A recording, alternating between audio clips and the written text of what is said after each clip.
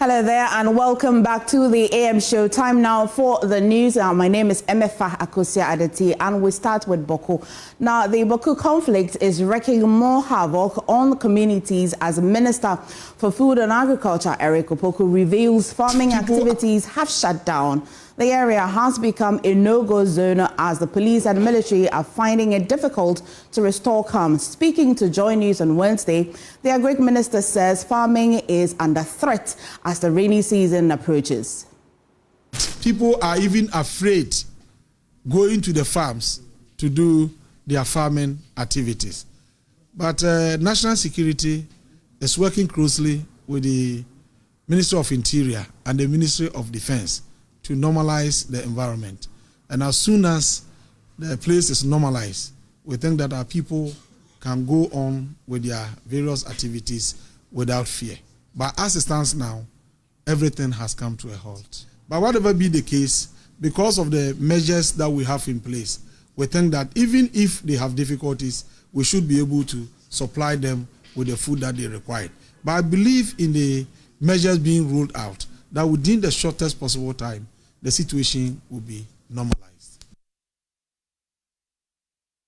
Still on agriculture, Minister for Food and Agriculture, Dr. Agric Minister, has promised an improved food production cycle for the 5 regions in the north. Northern Ghana was plagued by drought last farming, affecting food production and food prices. Speaking during the signing of a $1 million funding agreement between government and the ARB APES Bank, the minister says the project is targeted at funding irrigation and other implements to support especially women in the 5 northern and OT regions. The ultimate objective of this project is to increase farmer incomes and support household nutrition, particularly among women-headed households, through a well-integrated package of interventions, including 1. Improve access to climate-smart agricultural inputs for key staple crops, maize, rice, soybean, cowpea, and groundnut. 2. Enhance mechanization through the provision of handheld agricultural equipment tailored to smallholder needs.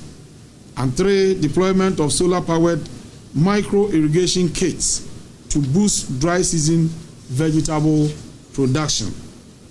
4. Promotion of household poultry production to enhance access to affordable, nutritious food. It will support smallholder farmers, especially women groups engaged in vegetable production and the cultivation of women-led crops such as groundnut, cowpea, and soybean to access timely and affordable credit. In addition, micro-enterprises and agribusinesses operating along the agricultural value chain will also benefit from the facility to expand their operations and improve their resilience. He also called for efficient use of the fund to ensure it's sustained and expanded to cover more farmers in the coming years. I am especially pleased that this revolving fund has been designed with an interest rate of just 10% and a flexible repayment schedule, making it truly accessible to those who need it most. It also complements government's ongoing efforts to de-risk agricultural lending through the Ghana Incentive-Based Risk-Sharing Agricultural Lending (GESAL) scheme.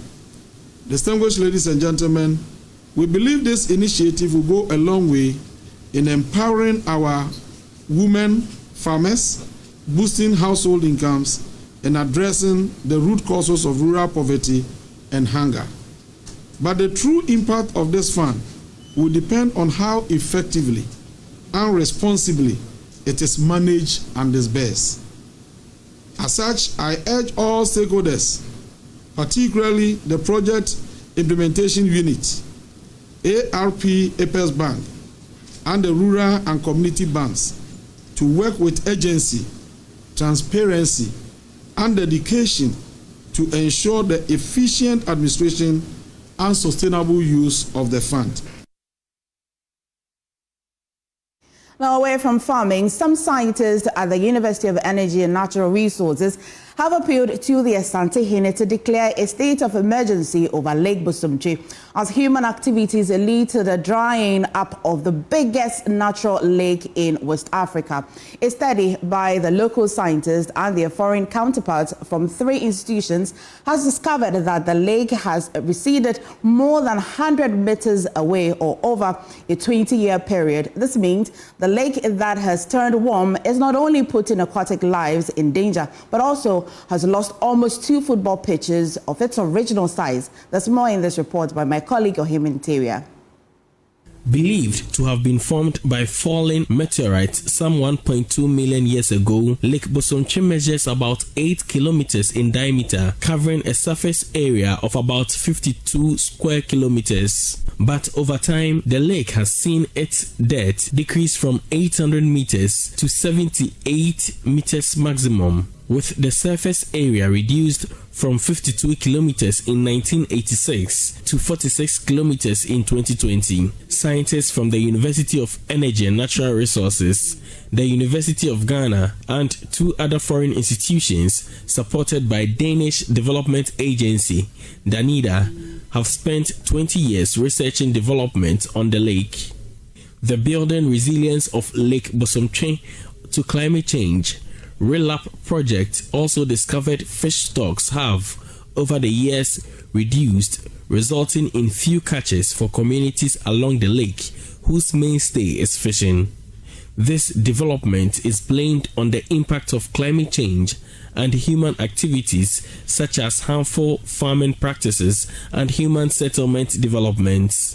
Dr. Peter Sanford, the project coordinator, is shocked to see the lake recede more than 10 meters in less than 5 months. In November, I visited this same site for some field work, and all this area was covered by water. All this area was covered by water. We did some sampling here, they were covered by water. This platform, this wooden platform, was in the water. But in 5 months, all this water is gone. Traditional authorities who attended a meeting with scientists were shocked to learn the recession of the lake. Benkumhene of Obo, one of the 22 communities surrounding Lake Bosomtwe, put the recession of the lake partly at the doorstep of some traditional leaders and residents in catchment.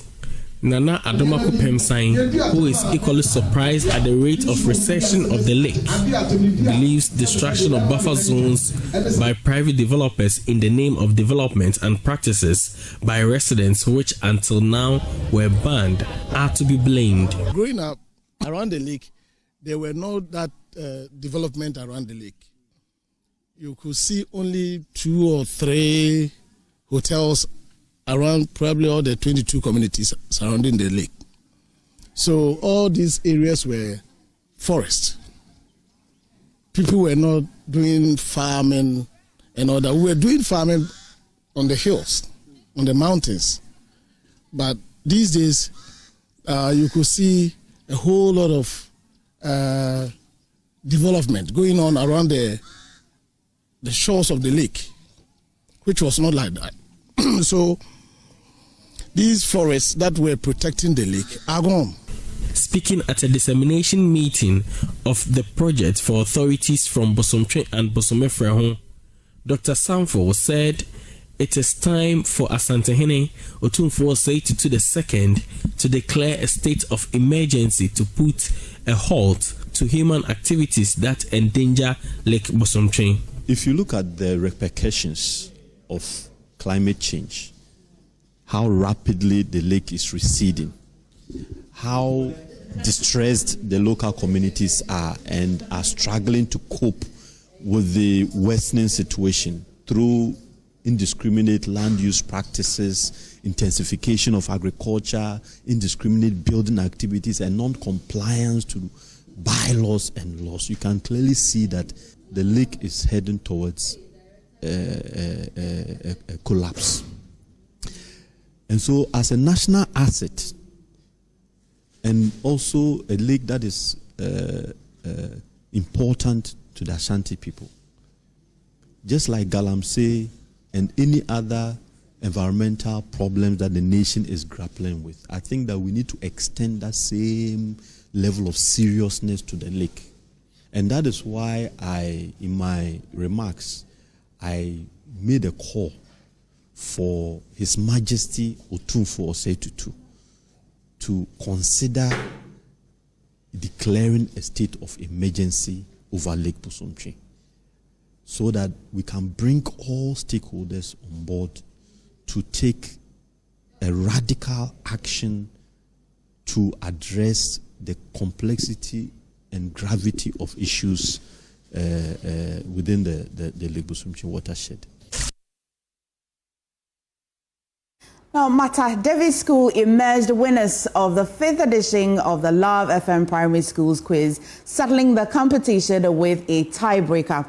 The second-time finalists outsmarted the first-time finalists in Louis Jubilee School by a 3-point margin to clinch the enviable trophy as the best primary school in quiz competition in the Ashanti region. The one-time winner of the competition, Divine Mission Academy, came in third with 41 points. Here is a report.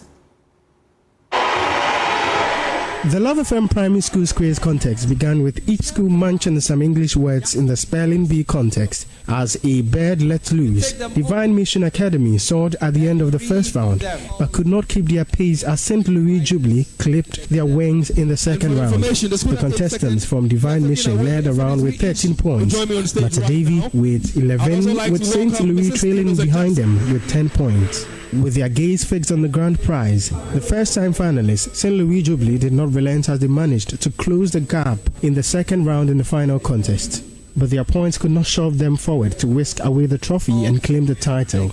Leaving no stone unturned, Matadeve with 45 points in a tie-breaking point sacked St. Louis Jubilee with 42 points to win the competition. The excitement and sense of fulfillment filled their hearts and faces of the students of the school. Matadeve Basic School is confident of retaining the title next year. Yes, at the second round, our marks wasn't very encouraging, but the riddles and the speed round helped us to win this 6th edition of the Love FM Primary Schools Quiz. We learned very hard. Yes, we took our lessons serious. We did not joke with our lessons. No. This year, we promised ourselves that we are going to take the trophy to Matadeve at Jinyase. I feel very excited, and I will thank God for bringing my school and my classmates this far. Meanwhile, St. Louis Jubilee is promising a fierce comeback in the next edition with adequate preparation and motivation. We felt very good. We came here hopefully to win the trophy, but we couldn't. But with Daniel being the first group of people in our school to make it to the final of the Love FM Primary School Quiz, and still we are going to come, hopefully win the competition next year and the years to come. Yes, it was God's will, and we'll come back next year very strong. We'll come back stronger, yes. The 3 contestants from Matadeve School will enjoy cozy benefits from sponsors, including cash prizes, medals, tablets, stationery, education materials, and TV set for the school. From over 16 audition schools to 36 selected schools, event organizer Agric Minister disclosed the intention to expand participation to spice the competition in the next edition. The 2025 edition of the Love FM Primary School Quiz has been very successful. It has been one of the best in terms of organization. This is the 6th edition, and I must say, from the event point of view, this is the best we've had. In fact, it was amazing for you to witness young kids of this age answering difficult questions that, in my view, adults cannot even answer. It makes me feel very proud being part of this competition. Most of the public schools do not show interest. What we intend to do is to extend invitation to the public schools so we can expand participation for more schools to join. So we want to say a very big thank you to all our sponsors for making this event a very successful one. I can't mention all of them because there are many. So thank you very much. For JoyNews, my name is Clinton Yabwa. On to our stories now, and the Chamber of Telecommunications Ghana says it remains optimistic the expected SIM re-registration exercise would complement the efforts of electronic money issuers in clamping down on increasing fraud cases. Now, this comes on the heels of a warning by government that it may revoke the licenses of some mobile money operators and electronic money issuers if they fail to implement effective measures to protect customers from fraud. But speaking to Joy Business, Chief Executive of the Chamber of Telecommunications, Engineer Dr. Kenashibe, said they would deepen collaboration with industry players to fight the menace.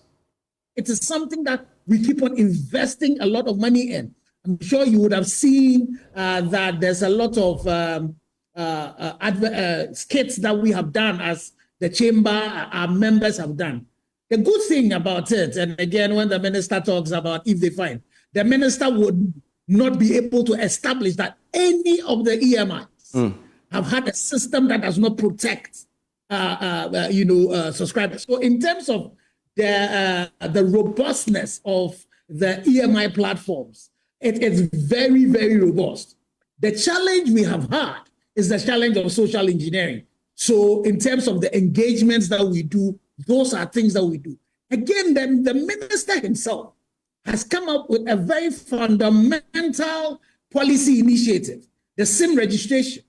The reason why we're doing SIM registration is because the SIM registration was not complete. And so it did not result in a very secured SIM registry database that would have prevented it. It is the reason why, under the leadership of the minister, we are going to do another registration of a sort.